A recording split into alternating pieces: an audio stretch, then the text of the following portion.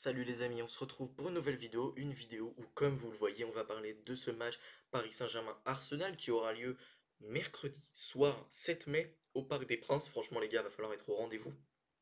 Ça va être absolument incroyable et évidemment on suivra ça ensemble. Donc les amis, je vous invite à vous abonner à la chaîne, ça me ferait super plaisir. Et ceux qui sont déjà abonnés à liker cette vidéo pour me donner de la force. Mais du coup on va parler de ce match, mais surtout on va revenir sur le Paris Saint-Germain, sur la saison, sur le match également à venir contre Strasbourg, à faire une petite analyse de la forme récente du Paris Saint-Germain que je trouve très intéressante. Donc on va pas que parler de ce match, même si évidemment je vous parlerai de mon ressenti à l'instant T. Je vous sortirai peut-être une vidéo prono, une vraie vidéo prono pour le coup. J'analyserai vraiment les deux équipes. Là, on va se concentrer sur le Paris Saint-Germain. Et déjà, le Paris Saint-Germain, il faut dire qu'on est quand même sur une très bonne dynamique. C'est vrai qu'en Ligue 1, on a connu un petit coup d'arrêt, mais globalement, c'est une bonne dynamique pour ce Paris Saint-Germain. Donc, il y a eu le match nul face à Nantes, la défaite face à Nice, le match de la victoire 2-1 face au Havre qui n'était pas terrible, et surtout la défaite face à Aston Villa qui, je trouve, a un peu commencé cette série un petit peu étrange où le Paris Saint-Germain semblait, je dirais pas moins en confiance, mais semblait être un peu plus sûr de ses acquis et se dépassait un peu moins. Mais du coup, au match aller, face à Arsenal, on l'a vu, on a réussi à se dépasser et au final, on gagne ce match aller 1-0 à l'Emirates Stadium, ce qui est un énorme résultat obtenu par ce Paris Saint-Germain avec un but de l'homme qui est maintenant blessé, Ousmane Dembélé, qui est évidemment un joueur absolument incroyable, mais il est blessé, donc apparemment il pourrait revenir dans quelques jours. Franchement, je vous avoue les amis, j'ai peur. J'ai peur qu'il soit pas là pour Arsenal. Luis Enrique a déjà confirmé qu'il ne serait pas présent pour le match face à Strasbourg. Donc effectivement, ça fait un petit peu peur. Maintenant, je pense qu'il pourrait peut-être être préservé face à Strasbourg. Je vous rappelle que le match est mercredi. Il a quand même bah, à peu près une semaine pour s'en remettre. Apparemment, c'est une blessure musculaire qui n'est pas extrêmement grave. Je pense qu'il devrait être là pour Arsenal, mais évidemment, c'est quelque chose à suivre. Et surtout, ce qui est intéressant avec Ousmane Dembélé, c'est qu'évidemment son rôle, il a évolué cette saison. On avait un Ousmane Dembélé qui a joué beaucoup d'ailier droit, surtout en début de saison, puis au final Luis Enrique a commencé à le placer à ce poste de faux numéro 9. Donc on a commencé à se passer du Dembélé très dribbleur, très percutant, mais qui marquait finalement assez peu de buts et qui était très peu adroit face à la cage, à un Dembélé qui se retrouve plutôt face aux cages, un Dembélé qui décroche, qui participe au jeu, qui crée des occasions pour ses partenaires, qui aide également à la relance. On l'a vu notamment sur le but face à Arsenal, sur le but face à Liverpool, où encore une fois on voit que ces décrochages font énormément de mal aux défenses adverses, puisqu'on voit que les milieux de terrain bougent énormément, apportent énormément de mouvements. C'est une particularité vraiment de ces milieux de terrain du Paris Saint-Germain, et au final ce qui fait que Dembélé est aujourd'hui très performant en Ligue des Champions comme en Ligue 1, puisqu'il apporte énormément de mouvements. Donc je voulais montrer un petit peu ces statistiques là que vous voyez sur le côté. On voit qu'en termes d'occasions créées, il est à 80, 99%, 15 duels aériens remportés, 7 actions défensives, mais sur tout le reste, regardez, 94% pour les touchés de balles, 100% sur les tentatives de tir, 100% sur les buts. Donc ça c'est les statistiques comparées aux autres milieux ailiers. Je sais pas si vous vous rendez compte de la performance, mais elle est absolument extraordinaire pour Ousmane Dembélé qui réalise une saison all-time pour lui et c'est vraiment un joueur énorme. Et voilà, franchement, j'aime beaucoup ce nouveau rôle qui lui colle évidemment très très bien. Mais pour revenir un petit peu à ce match, évidemment, on voit quand même qu'il y a beaucoup de blessés du côté du Paris Saint-Germain. Enfin non, il y a peu de blessés du côté du Paris Saint-Germain, beaucoup pour Arsenal, mais du côté du PSG, du coup, on a Ousmane Dembélé qui va peut-être revenir et Kimpembe. Alors Kimpembe, pour parler un petit peu de l'équipe au global, moi je vous avoue que je commence à vraiment avoir peur pour lui, parce que voilà, on va regarder un petit peu Transfermarkt, on va regarder un petit peu l'effectif, mais on a Gigio évidemment qui devrait avoir sa prolongation au vu des performances récentes. Sur le poste de gardien, j'ai l'impression qu'on n'a pas trop d'incertitude pour par exemple entamer une saison prochaine. Je trouve que ce poste est plutôt bien pourvu avec Matvei Safonov au poste de numéro 2. Maintenant, si on s'attaque à la défense centrale, on voit quand même qu'on a beaucoup de défenseurs gauche, donc de défenseurs gauchers. Donc on a Pacho, on a Beraldo, on a Kimpembe, on a Lucas Hernandez qui est avant tout un défenseur central plus qu'un arrière gauche. Et au final, Kimpembe, euh, il a fait quelques petites entrées où il n'a pas été excellent. euh, mais surtout, ça fait tellement longtemps qu'il n'a pas démarré un match titulaire. Et ça fait tellement longtemps que Luis Enrique, enfin, que ça fait vraiment pas mal de temps quand même que Luis Enrique peut compter sur lui dans son effectif, peut le faire rentrer dans des matchs. Parce que théoriquement, il a la capacité pour bah, démarrer les matchs, démarrer les rencontres, en tout cas physiquement, même si, bon, bah, du coup, il y a la rechute. Mais c'est vrai que Kimpembe, si on l'a pas vu, c'est que je pense que son état physique doit être absolument déplorable. Et alors, oui, c'est un joueur de vestiaire, évidemment très important, qui, en plus, bah, est un exemple quand même pour les Titi parisiens. Mais c'est vrai que sa blessure, pour moi, elle a un peu signé sa fin de carrière. Il a déjà 29 ans, ça fait quand même beaucoup.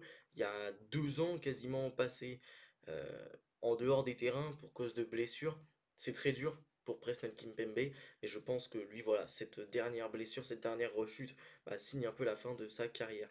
Mais du coup, sur ce poste de défenseur central, on a vu quand même qu'on avait une défense Marquinhos-Pacho bah, qui est excellente. Pacho, c'est quand même une recrue de l'été auquel on n'était bah, pas sûr de pouvoir faire confiance. Au final, on voit que c'est un joueur euh, extrêmement bon, extrêmement performant. Et donc au final, on a une charnière centrale qui est très performante du côté du Paris Saint-Germain, une charnière très complémentaire, puisqu'on a un Marquinhos évidemment qui va chercher très haut, va souvent agresser, est plus haut que William Pacho, également un joueur extrêmement rapide, qui va plutôt être dans l'anticipation, mais également à la relance, a beaucoup de qualité, dans les interceptions aussi, tandis que William Pacho, lui, gère plutôt les duels physiques, reste un défenseur assez rapide, William Pacho, les duels physiques, les duels aériens, on a vu qu'il était bon dans ce domaine, il dégage énormément de ballons, à la relance, c'est pas un peintre non plus, donc voilà, on voit quand même une défense, une charnière centrale que je trouve très intéressante, même si attention à certaines sautes de concentration, notamment Marquinhos sur le match aller face à Arsenal, où je crois que Martinelli est hors jeu au final de ce qu'on avait compris, mais Martinelli se retrouve en face à face avec Donnarumma, puisque Marquinhos regarde le porteur de balle. Donc ça aussi c'est quelque chose à prendre en compte comme défaut de ce Paris Saint-Germain. On a un Nuno Mendes qui a été blessé pendant très longtemps et qui au final est une véritable valeur sûre, qui défensivement est exceptionnel, mais vraiment les performances qu'il fait face à Mohamed Salah et face à Bukayo Saka là sur ce match aller, c'est absolument énorme. Franchement, Nuno Mendes c'est un monstre défensivement. Offensivement, on voit également qu'il peut beaucoup apporter. Et justement, on a vu par ses buts face à Liverpool et face à Arsenal que bah il pouvait également être très important à la création du jeu pour trouver des très bons ballons. Et puis derrière, face à Aston Villa, il y a quand même un but match aller un but match retour, donc on voit quand même que c'est un latéral offensif qui apporte énormément, même en termes statistiques. Et on a Hakimi évidemment qui est un véritable monstre sur son côté droit, peut-être le meilleur arrière droit du monde, et Mendes le meilleur arrière gauche du monde. Franchement, on a quand même un secteur défensif qui est assez énorme. Au milieu de terrain, évidemment, João Neves, Vitinha, Fabian Ruiz, nos trois titulaires, même si aujourd'hui on peut voir qu'on a un Seny Mayulu et un Warren Zaïre-Emery qui peuvent rentrer dans cette rotation. Warren Zaïre-Emery, franchement, depuis son retour de blessure, j'ai beaucoup de mal. Je dis pas qu'il va perdre son potentiel, que c'est un joueur mauvais, mais j'ai quand même du mal. Franchement, j'ai quand même beaucoup de mal. J'espère qu'il va retrouver son niveau. Après, il a que 19 ans, les gars. Franchement, calme. Pour moi, il peut tellement retrouver son niveau. Mais c'est vrai qu'actuellement, il n'a pas le niveau pour démarrer en Ligue des Champions. Et c'est vrai que si sur les tout derniers matchs, on a un blessé au milieu de terrain, bah ça peut très vite, très mal tourner parce qu'on a trouvé un véritable équilibre avec un Fabien Ruiz qui, sur cette année 2025, est absolument monstrueux. Avec un Vitinha qui, même s'il a connu une petite période de moins bien, qui est pour moi corrélée avec la naissance de son enfant, bah, ça reste un joueur absolument sensationnel et peut-être l'un des meilleurs milieux de terrain du monde, si ce n'est le meilleur, selon comment vous placez Pedri évidemment. Et João Neves également, qui est un véritable monstre de récupération, de pressing, d'effort, il est extrêmement généreux, et également dans le jeu qui est très intéressant. Je rappelle que c'est l'un des meilleurs passeurs de Ligue 1 et c'était le meilleur passeur de Ligue 1 en début de saison. Et on a un Fabien Ruiz vraiment qui commence à se révéler et qui est excellent. Et on a le petit Seny Mayulu également qui lui pour le coup rentre véritablement dans une rotation. Il coûte 10 millions d'euros actuellement et c'est totalement mérité. Il n'a que 18 ans et je pense vraiment qu'il peut rentrer dans une rotation sur du très long terme, enfin sur du court terme je veux dire, et sur du très long terme peut-être prendre une place de titulaire vu la qualité absolument monstrueuse qu'il a. C'est un joueur vraiment bourré de talent. Sur le poste offensif également, on a quand même beaucoup de choix. On a Dembélé évidemment qui est un monstre sur ce poste de faux numéro 9 et moi j'ai peur bah, que s'il n'est pas là face à Arsenal, on se retrouve peut-être avec un Désiré Doué ou un Kvaratskhelia à ce poste. Mais pour moi, il pourrait quand même s'adapter. Maintenant, on a également un Bradley Barcola sur le poste d'ailier gauche qui joue beaucoup moins récemment, mais sur le début de saison, on a vu que c'était quand même un de nos meilleurs buteurs, même si maintenant, ça fait quand même un petit moment qu'il est un petit peu en panne de but. On a vu globalement que c'était plus un passeur qu'un buteur, et c'est quand même le meilleur passeur de Ligue 1, donc attention quand même à ne pas l'enterrer trop vite. C'est un joueur vraiment énorme, Bradley Barcola, il n'a que 22 ans, et franchement, je pense qu'on n'a pas encore tout vu de Bradley Barcola. On a Kvaratskhelia également qui vient d'arriver, qui est pour moi la meilleure recrue de l'hiver, tout club confondu. C'est un monstre, vraiment il est monstrueux sur son côté gauche, il est extrêmement bon également en apport défensif. Vraiment son apport défensif est tellement pas à négliger, c'est excellent et ça fait vraiment partie de son jeu. Mais également voilà sur ses dribbles, sur ses éliminations dans le 1 contre 1, sur sa qualité de création également, il est vraiment très bon. Et on a un Désiré Doué qui sur cette année 2025 s'est réellement révélé. Pour moi, le match un petit peu charnière de Désiré Doué sur cette saison, c'est le match face à Salzbourg, où bah, il marque son premier but avec le Paris Saint-Germain, si je ne me trompe pas. Et franchement, c'était déjà un assez beau but. Et en plus de ça, à partir de ce moment-là, j'ai l'impression que ça marque une véritable évolution. Parce que Désiré Doué, bah, on avait l'impression qu'il avait quand même du mal à se mettre en confiance, qu'il avait quand même du ballon, mais que c'était un peu compliqué pour lui dans le jeu. Et au final, à ce moment-là, on se rend compte que c'est un véritable crack et il était excellent dans le jeu. Maintenant, on a quand même la situation de Gonzalo Ramos. Bon, lui, c'est un peu compliqué parce qu'il rentre souvent en fin de match et récemment, globalement, il est décisif en fin de match, même si récemment, il faut dire que lorsqu'il est titulaire ou même lorsqu'il est remplaçant, bah, il manque quand même pas mal d'occasions.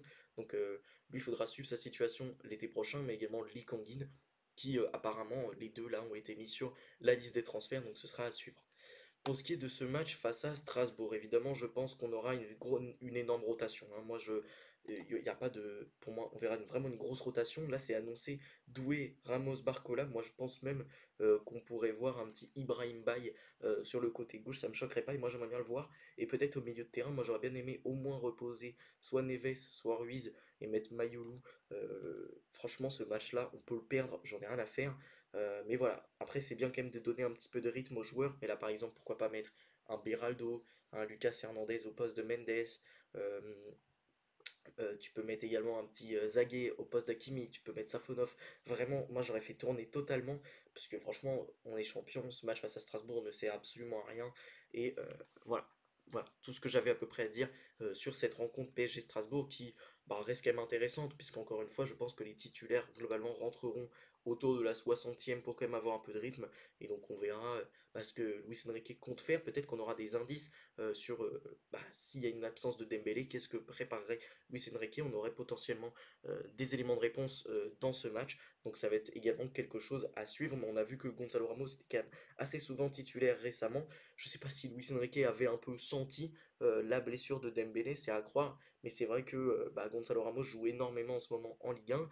Et au final, ça peut s'expliquer. Ça pourrait également expliquer le fait que Dembélé joue de moins en moins en Ligue 1. Peut-être que justement, Luis Enrique sentait une petite fragilité chez le joueur. On sait que c'est un joueur qui était globalement très fragile du côté du FC Barcelone. Et quand j'ai vu que la blessure c'était les ischios, évidemment, ça fait peur parce que c'est une des blessures qui se faisait le plus souvent du côté du FC Barcelone.